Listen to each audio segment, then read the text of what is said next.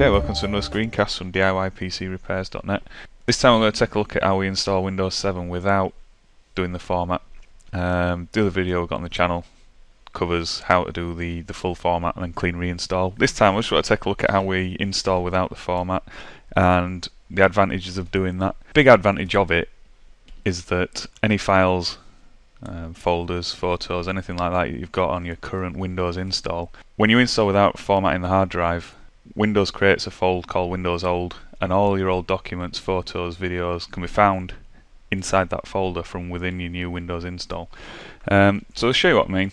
What we're going to do is we're going to restart this machine. It's set to boot from the install DVD, and we'll get into what we have to do to install without formatting. Okay, so now the system's going to start up. We'll wait for the boot from any. Pressing a key to boot from DVD, and Windows will start loading the files as normal. As with any other install, this part of the install process is exactly the same. Okay, Windows is now going to start the install process. Just let this run through. So we need to pick our time and currency format. I'm in the UK. We'll pick UK, click next.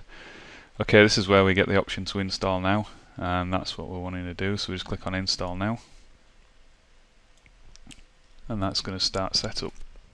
Okay, accept the license terms. We're going to be doing a custom install.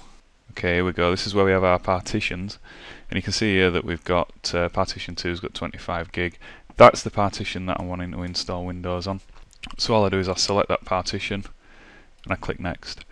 What this is telling you now is that Windows will install and it will create a folder called Windows Old, which, as I've said, will have all your old documents in, your photos, and they will be accessible once we've installed Windows again.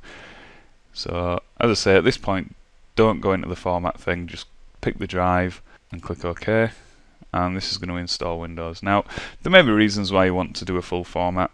If you haven't got any files or anything that you need to save due to the fact you've got everything backed up, go the full format route. As I say, there's a video on the channel how to do that.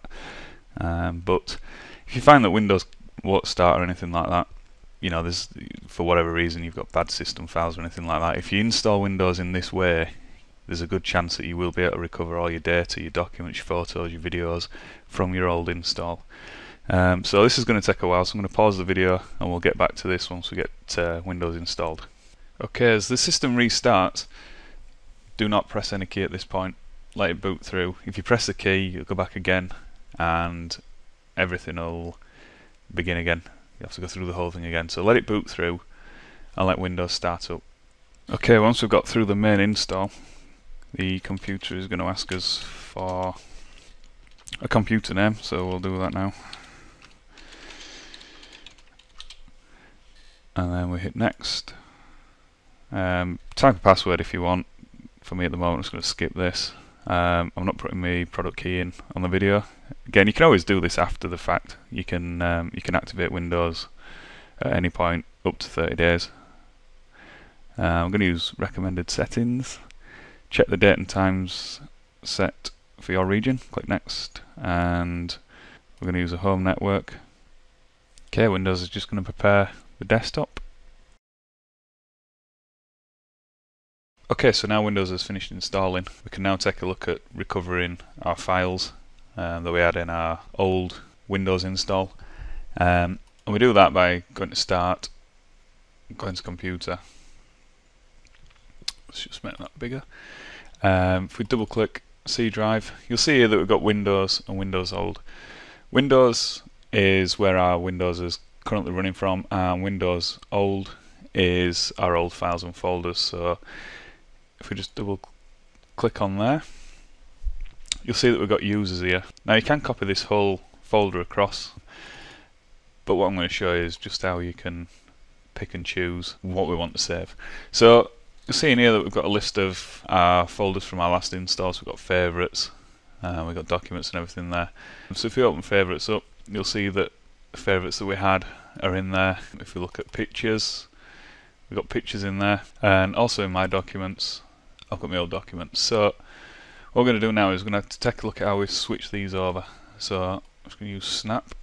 I'll just snap him in over there. Okay, so what I want to do now is open up a new documents folder. Okay, let's just make these bigger. So if we want everything here, we can just select all and drag across. But I'll just do a couple individually. So I'm going to take my documents, I'm going to drop them over here. Now what's going to happen now is it's going to move the file over, and it's going to tell me that this folder is already in existence and we want to replace it. Okay, and then we can do the same for favourites. I'm going to take favourites over there, and again it's going to tell us that the file already exists, so we're going to replace it. Okay, so it's found duplicates, so we just put the tick in the box, click yes, and again it's found 18 conflicts there. We're just going to tick the box, and then we're going to go up to move and replace. So that's how we move everything over. So if we wanted to move the whole lot, we just select it all, drag across and drop, and it's going to come up with the conflicts. It does this because certain files already exist on the new install. Tick in the box, move and replace, and there we go. So if we close both of these down now, we've got start, and we go to documents, you'll see that if I open my pictures, say, I've got my pictures from the old install.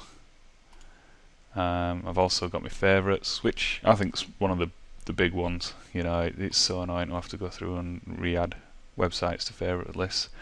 And my documents are there. So that's how we move the data across.